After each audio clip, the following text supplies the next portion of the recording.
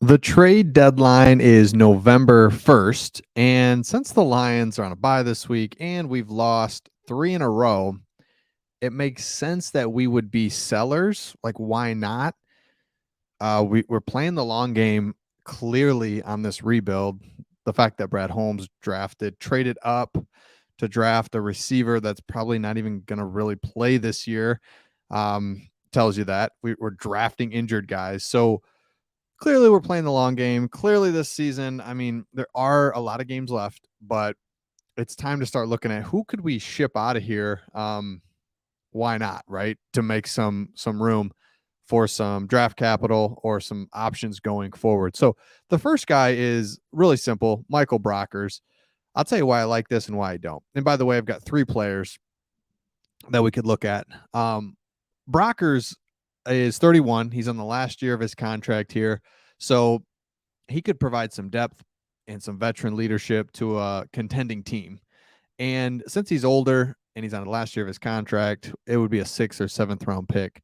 But still, hey, why not, right? But the problem with Brockers is we literally need bodies. We've got Kaminsky is out. Hutchinson, there's no way he's going to make it the whole year. I mean, come on. He's going to be injured at some point. Uh, Levi's out. Pascal's out. We just need bodies on our defensive line. So as injured as we are, it'd be hard to let go of Brockers and trade him away for a 7th round pick. So I don't know if I love that, but I also think, man, why not, right? He's not part of the plan next year, probably. So that's a guy that could go. The other one, and I'm going to go with two heavy hitters here to close this out. And you guys tell me your thoughts. Another one would be Jared Goff. And the reason I say that is because after this year, Jared Goff becomes expendable for us where we don't have dead money. It doesn't hurt against our cap to get rid of him, move on from him. So if you're a contending team here in the next couple of weeks and you lose your quarterback, Jared Goff has shown he can play. Like he just can. So you would look at, and that doesn't happen, that your starting quarterback goes to another team. But something to think about, because you look at next year's draft class, it's pretty good. Right? It's pretty good with the QBs and up front what we'd have. We also have the ammunition with 2 first-round picks to move up to secure one of those top QBs. So you think maybe that's the route we want to go as this Lions organization continues to move forward. Obviously, we're not quite there. Just whatever it is, and a quarterback shakeup would do something. I don't know what it would do, but something would happen. So Jared Goff is another one to keep an eye on.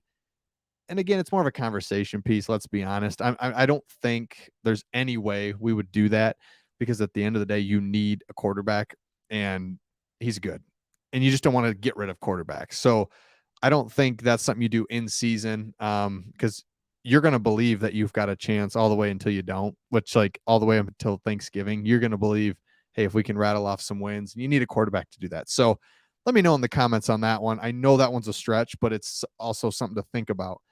The other one, and the more realistic one, is Hockenson. Hockenson's due for a contract. Are we going to do that? I don't know if we are, because I think we will. Let me just say that. I think at the end of the day, we're going to pay up, secure Hockenson. He's going to be our tight end for the next 5 years. I really do think that. I don't think you can just let really good talent, especially at the tight end position, just walk away.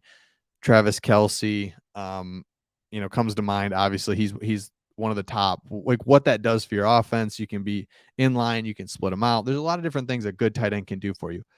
But with that said, Hockenson now, I mean, is he in his 4th year where you're like, man, this guy, I would like to see more plays.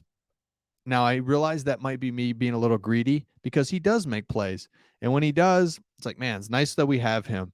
But there's a guy where if a contending team says, we will give you a 3rd round pick, a 2nd round pick, oh, man, you just wonder, is that something we would do?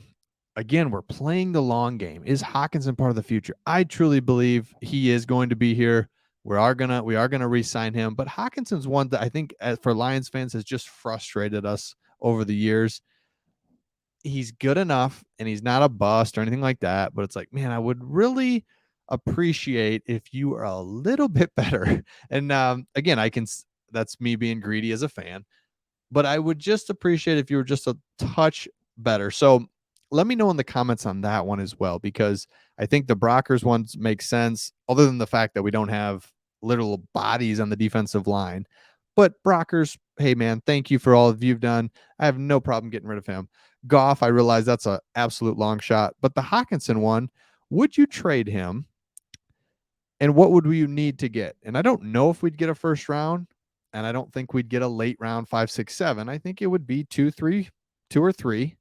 And is that enough to move on from Hawkinson? I don't think so. I think you have to keep Hawkinson around. I think he's good enough.